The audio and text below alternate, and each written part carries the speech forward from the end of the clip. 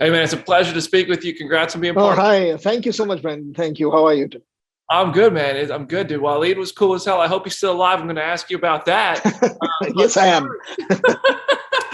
first, man, you have an incredible career in Indian cinema. This is your Miss Marvel is your first stateside project, that, from my understanding. And I'd love to hear about what went into the decision about making a jump like that. What was it about Marvel work that appealed to you? Well, I mean, Marvel's been entertaining all of us here for like a really long time. Yeah, so we're all big fans, and always look forward to what they're going to put out next, be it like on the streaming platforms or be it on film. We're constantly on the lookout. So when my agent reached out to me and said that there's something going on with this show called Miss Marvel and they're looking to cast characters from India, I said I would absolutely be interested because she told me what it was about. That it's about Miss Marvel. It's about a young Pakistani girl.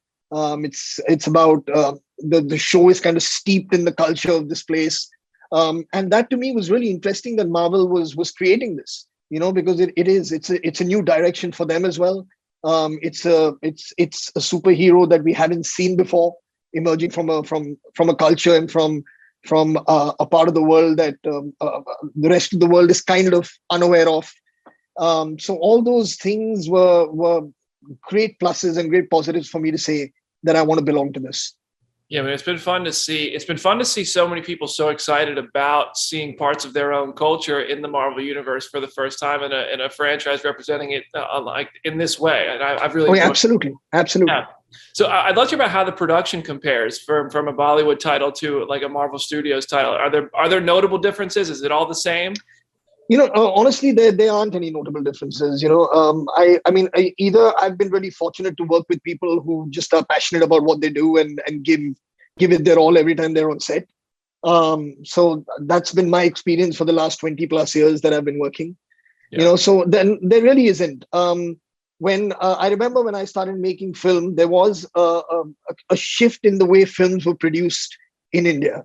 The kind of system that we followed had started moving towards the system that was followed in the West with the concept of the first AD and somebody who runs set. And, like before that, there wasn't any of that. It was just everyone did everything, so, Yeah. so by the time I moved there, by the time we came in and started directing, there all these systems were in place. Of course, they've improved over the years, but it didn't feel different to me. It felt like going onto a set that I was very familiar.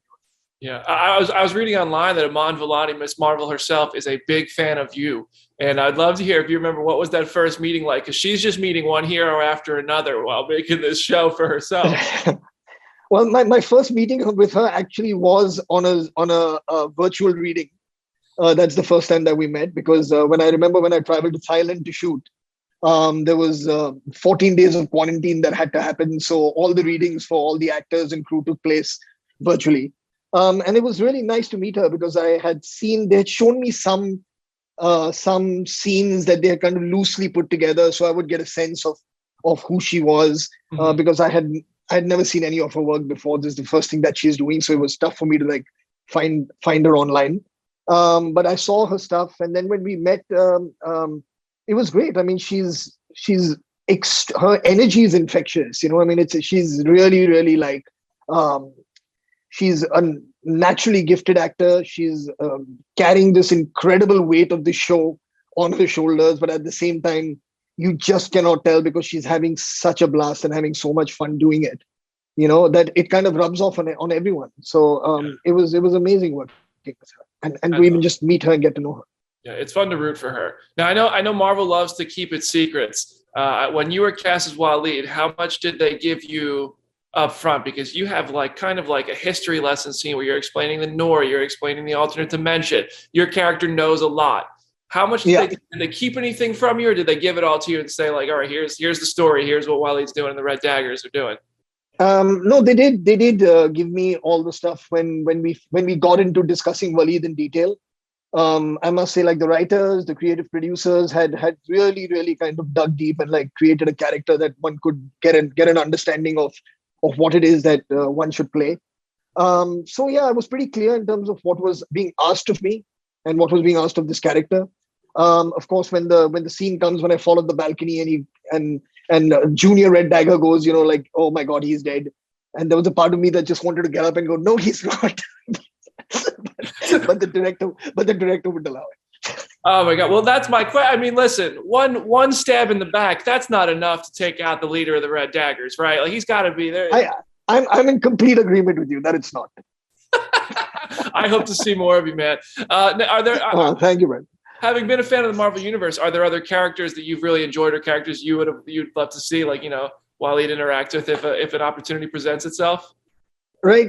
I mean, like my love for it grew immensely when Iron Man happened. So I'm a big, huge Robert Downey Jr. fan, and absolutely love him as Tony Stark. So, I mean, if anything happens ever in the future that can bring those two characters together, that would be like tops. Dude, well, we have that in common, man. Iron Man's my guy.